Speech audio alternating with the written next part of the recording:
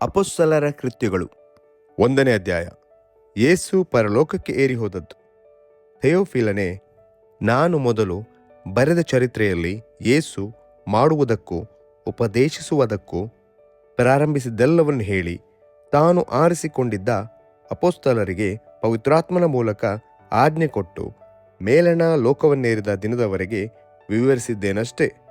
ಆತನು ಬಾಧೆಪಟ್ಟು ಸತ್ತ ಮೇಲೆ ತನ್ನನ್ನು ಜೀವಂತನೆಂದು ಅನೇಕ ಪ್ರಮಾಣಗಳಿಂದ ಅಪೊಸ್ತಲರಿಗೆ ತೋರಿಸಿಕೊಂಡನು. 40 ದಿವಸಗಳ ತನಕ ಅವರಿಗೆ ಕಾಣಿಸಿಕೊಳ್ಳುತ್ತಾ ದೈವರ ರಾಜ್ಯದ ವಿಷಯವಾದ ಸಂಗತಿಗಳನ್ನು ಹೇಳುತ್ತಾ ಇದ್ದನು. ಹೀಗಿರಲಾಗಿ ಆತನು ಅವರೊಂದಿಗೆ ಕೂಡಿದ್ದಾಗೆ ಅವರಿಗೆ, ಯೋಹಾನನಂತೂ ನೀರಿನಲ್ಲಿ ದೀಕ್ಷಾಸ್ನಾನ ಮಾಡಿಸಿದನು, ನಿಮಗಾದರೂ ಇನ್ನು ಸ್ವಲ್ಪ ದಿವಸದೊಳಗಾಗಿ ಪವಿತ್ರಾತ್ಮದಲ್ಲಿ ಸ್ನಾನವಾಗುವುದು. ಆದ ಕಾರಣ ನೀವು ಯೆರೂಸಲೇಮನ್ನು ಬಿಟ್ಟು ಹೋಗದೆ ತಂದೆ ಮಾಡಿದಂಥ, ನೀವು ನನ್ನಿಂದ ಕೇಳಿದಂಥ ವಾಗ್ದಾನಕ್ಕೆ ಕಾದುಕೊಂಡಿರಿ ಎಂದು ಅಪ್ಪಣೆ ಕೊಟ್ಟನು. ಕೂಡಿ ಬಂದವರು ಆತನನ್ನು, ಸ್ವಾಮಿ, ನೀನು ಇದೇ ಕಾಲದಲ್ಲಿ ಇಸ್ರೇಲ್ ಜನರಿಗೆ ರಾಜ್ಯವನ್ನು ತಿರುಗಿ ಸ್ಥಾಪಿಸಿಕೊಡುವೆಯೋ ಎಂದು ಕೇಳಲು, ಆತನು ಅವರಿಗೆ, ತಂದೆಯು ಸ್ವಂತ ಅಧಿಕಾರದಲ್ಲಿಟ್ಟುಕೊಂಡಿರುವ ಕಾಲಗಳನ್ನು ಸಮಯಗಳನ್ನು ತಿಳುಕೊಳ್ಳುವುದು ನಿಮ್ಮ ಕೆಲಸವಲ್ಲ. ಆದರೆ ಪವಿತ್ರಾತ್ಮ ನಿಮ್ಮ ಮೇಲೆ ಬರಲು ನೀವು ಬಲವನ್ನು ಹೊಂದಿ ಯೆರೂಸಲೇಮಿನಲ್ಲಿಯೂ ಎಲ್ಲ ಯೂದಾಯ ಸಮಾರ್ಯ ಸೀಮೆಗಳಲ್ಲಿಯೂ ಭೂಲೋಕದ ಕಟ್ಟಕಡೆಯವರೆಗೂ ನನಗೆ ಸಾಕ್ಷಿಗಳಾಗಿರಬೇಕು ಅಂದನು. ಈ ಮಾತುಗಳನ್ನು ಹೇಳಿದ ಬಳಿಕ ಅವರು ನೋಡುತ್ತಾ ಇದ್ದ ಹಾಗೆ ಆತನು ಏರಿಸಲ್ಪಟ್ಟನು. ಮೋಡವು ಆತನನ್ನು ಕವಿದುಕೊಂಡಿದ್ದರಿಂದ ಅವರ ಕಣ್ಣಿಗೆ ಮರೆಯಾದನು. ಆತನು ಹೋಗುತ್ತಿರುವಾಗ ಅವರು ಆಕಾಶದ ಕಡೆಗೆ ದೃಷ್ಟಿಸಿ ನೋಡುತ್ತಾ ಇರಲಾಗಿ ಶುಭ ವಸ್ತ್ರಧಾರಿಗಳಾದ 2 ಪುರುಷರು ಪಕ್ಕನೆ ಅವರ ಹತ್ತಿರ ನಿಂತುಕೊಂಡು, ಗಲಿಲಾಯದವರೇ, ನೀವು ಯಾಕೆ ಆಕಾಶದ ಕಡೆಗೆ ನೋಡುತ್ತಾ ನಿಂತಿದ್ದೀರಿ? ನಿಮ್ಮ ಬಳಿಯಿಂದ ಆಕಾಶದೊಳಕ್ಕೆ ಸೇರಿಸಲ್ಪಟ್ಟಿರುವ ಈ ಯೇಸು ಯಾವ ರೀತಿಯಲ್ಲಿ ಆಕಾಶದೊಳಕ್ಕೆ ಹೋಗಿರುವುದನ್ನು ನೀವು ಕಂಡಿರೋ, ಅದೇ ರೀತಿಯಲ್ಲಿ ಬರುವನು ಎಂದು ಹೇಳಿದರು. ಆಗ ಅವರು ಎಣ್ಣೆ ಮರಗಳ ತೋಪು ಎನಿಸಿಕೊಳ್ಳುವ ಗುಡ್ಡದಿಂದ ಯೆರೂಸಲೇಮಿಗೆ ಹಿಂತಿರುಗಿ ಬಂದರು. ಆ ಗುಡ್ಡಕ್ಕೂ ಯೆರೂಸಲೇಮಿಗೂ ಸಬ್ಬತ್ ದಿನದಲ್ಲಿ ಪ್ರಯಾಣ ಮಾಡುವಷ್ಟು ದೂರ. ಅವರು ಅಲ್ಲಿಗೆ ಬಂದು ತಾವು ಇರುತ್ತಿದ್ದ ಮೇಲಂತಸ್ತಿಗೆ ಹೋದರು.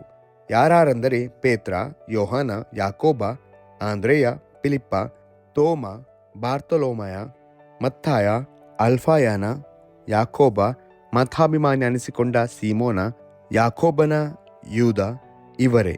ಇವರೆಲ್ಲರೂ ಏಕಮನಸ್ಸಾಗಿ ದೈವರ ಪ್ರಾರ್ಥನೆಯಲ್ಲಿ ನಿರತರಾಗಿದ್ದರು. ಕೆಲವು ಮಂದಿ ಹೆಂಗಸರು, ಯೇಸುವಿನ ತಾಯಿಯಾದ ಮರಿಯಳು, ಆತನ ತಮ್ಮಂದಿರು ಅವರ ಸಂಗಡ ಇದ್ದರು. ಯೂದನಿಗೆ ಬದಲಾಗಿ ಬೇರೊಬ್ಬನನ್ನು ಅಪೊಸ್ತಲನಾಗಿ ಆದುಕೊಂಡದ್ದು. ಆ ದಿವಸಗಳಲ್ಲಿ ಸುಮಾರು 120 ಮಂದಿ ಸಹೋದರರು ಕೂಡಿ ಬಂದಿರಲಾಗಿ ಪೇತ್ರನು ಅವರ ಮಧ್ಯದಲ್ಲಿ ಎದ್ದು ನಿಂತು ಹೀಗೆಂದನು, ಸಹೋದರರೇ, ಯೇಸುವನ್ನು ಹಿಡಿದುಕೊಂಡವರಿಗೆ ದಾರಿ ತೋರಿಸಿದ ಯೂದನ ವಿಷಯವಾಗಿ ಪವಿತ್ರಾತ್ಮನು ದಾವೀದನ ಬಾಯಿಂದ ಮೊದಲೇ ಹೇಳಿದ ಶಾಸ್ತ್ರವಚನವು ನೆರವೇರುವುದು ಅವಶ್ಯವಾಗಿತ್ತು.